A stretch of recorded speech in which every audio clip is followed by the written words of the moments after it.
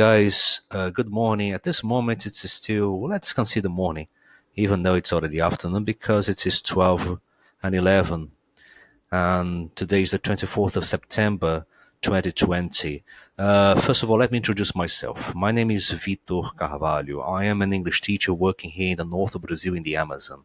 I've decided to make this video here explaining a few hints for those teachers that would like to start as a English teacher, giving classes, and in this case, basic information classes for those people that have never learned English in their lives, for adults.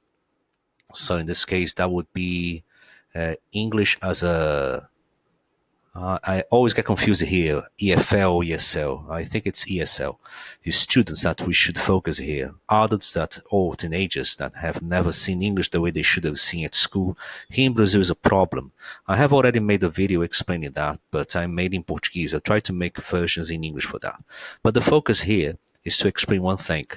I would like to give these hints based on the conversation I was having with the students from the university that we have here in Santarém.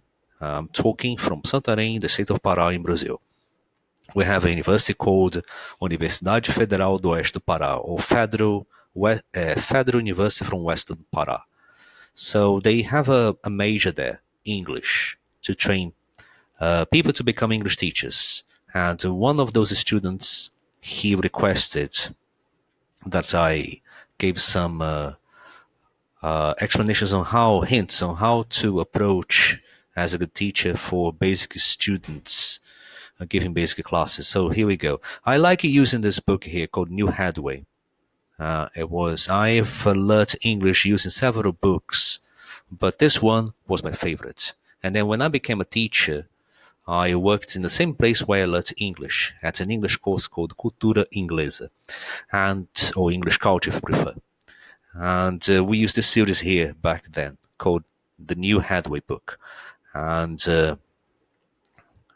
we usually, as English teachers, we start from the very basics, teaching the basic expressions. Hello, I am Liz, or I'm Mauric. And then we teach the famous question, what is your name? With the answer, my name is. And then we move on with the presentation, like this is someone, this is someone else. And then the questions, how are you? I'm fine, thanks. And it keeps moving. It keeps moving. For English classes that I've given, I would divide it into two parts. The moment would be this moment here, which is the English text. At this moment, I would recommend to never teach entirely in English. It's like divide it into two languages. Your language, the one you use as a mother tongue, and English. You mix both. At the two moments you use both languages. And when finally you get to the last unit of the beginner book that you've chosen, could be Headway or could be another one, you finally speak like 95% in English minimum, or 100% in English. And if you explain 95% in English, 5% should be in your mother tongue, only to break the ice, or let's say to include something that they won't understand if you speak entirely in English. So 5% would be in your language, in the student's language. Well, I'm referring to a class where everybody comes from one country, in that case, Brazil. So everybody here speaks Portuguese. So in that case, the beginning should be like, let's say 20% of the information should be maximum in English and 80% in Portuguese. When you get to the final moment of the book, it should be vice versa, 80 or 90 or 95% in English and then a little percentage in Portuguese. So when you move on to the next level, which is elementary, you do the whole thing in English. And if you see, like every book, it's divided into chapters. Now I'm moving to the second units. The second unit. Between the first unit and the second unit, I recommend that you guys, as teachers, stop to give a revision. And this revision is not a written revision. It's a spoken revision. Make questions to your students. The first unit, it was about the questions known as what's your name, how are you, that kind of thing. And then you make questions like, what is this? Oh, this is a hamburger. And how many hamburgers are here? One, two, three, four. Ah, six. Okay, so in this case, six hamburgers, six hamburgers. And you just give revision, and you accumulate the revision. If it's from unit 1 to unit 2, you accumulate the questions. You just give the questions about the previous unit, unit 1.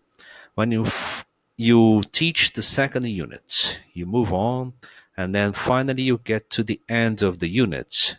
You move to unit 3, you stop to revise the information of unit 2 and unit 1.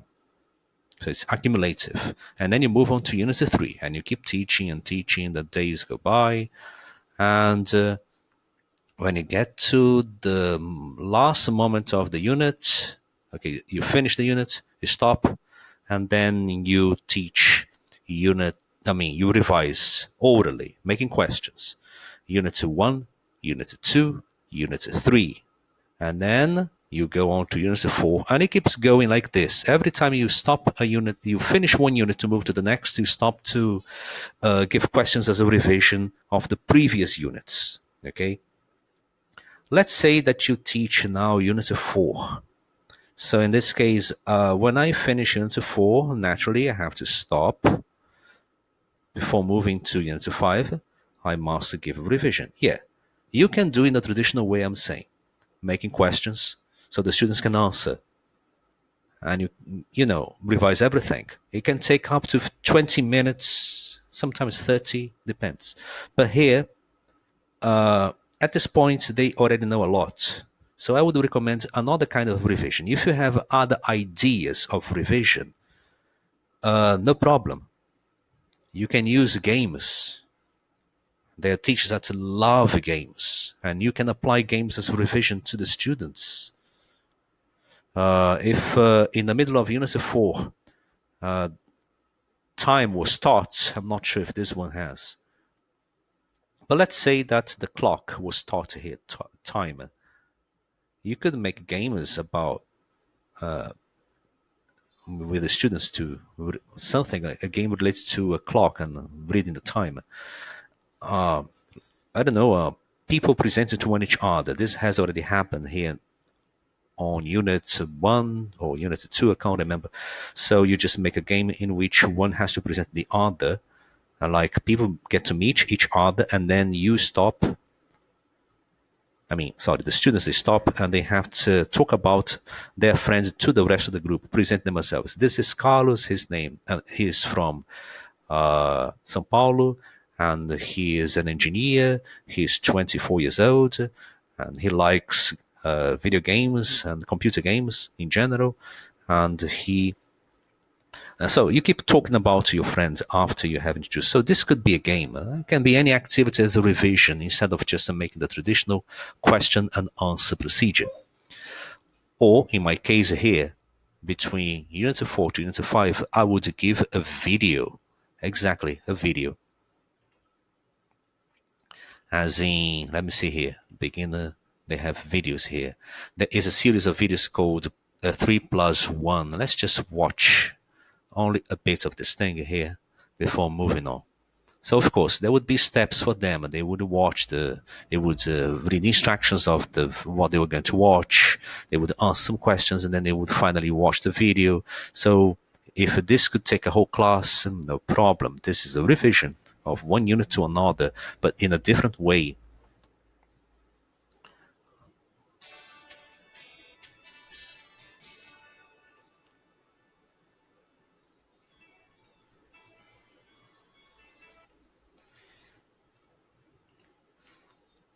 Let me try to advance here the video.